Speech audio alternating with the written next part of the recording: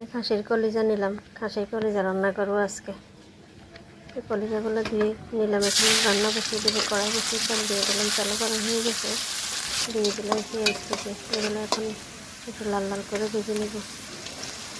ভাজা হয়ে গেছে, এখন এক এক করে মশলাগুলো দিয়ে দেবো। আসসালামু আলাইকুম, সবাই কেমন আছেন? আলহামদুলিল্লাহ আমরা ভালো আছি। আজকে আবার নতুন একটা ভিডিও নিয়ে আসলাম। এই মশলা দেওয়া হয়ে গেছে, এখানে মশলা দিলাম আদা রসুন বাটা, একটু সরিষা বাটা, লবণ। এগুলো একটু ভালোভাবে কষিয়ে নেব, চলে যাতে গন্ধটা চলে যায়। এখন দিয়ে দিলাম হলুদের গুঁড়া, মরিচের গুঁড়া, দিয়ে দিলাম জিরা ধনিয়ার গুঁড়া। এখানে মিক্স মশলা সবগুলো একসাথে করায় দিয়ে দিলাম। এখন একটু পানি দিয়ে দেবো যাতে মশলাগুলো নিচে লেগে না যায়।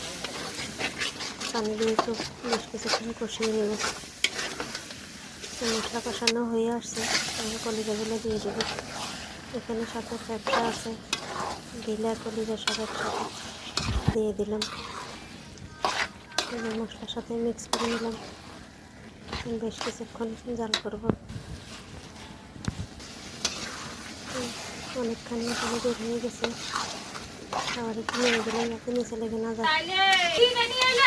কষানো হয়ে আসছে, দিয়ে দিলাম মগজ, একটুখানি মগজ ছিল ওটা দিয়ে দিলাম, দিয়ে দিলাম পানি।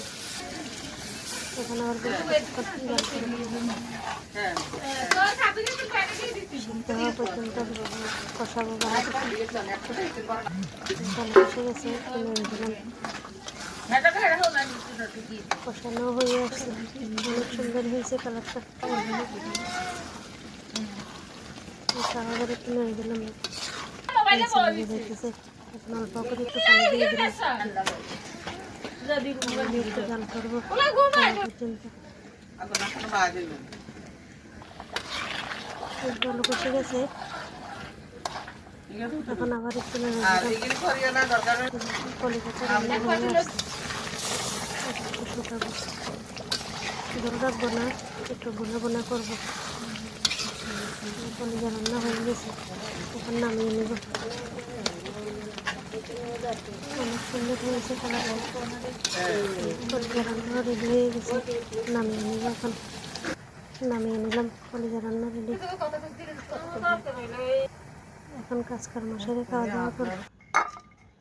আজকে এ পর্যন্ত, সাথে অন্য তরকারিও আছে, ওটা সাথে নিয়ে নেব।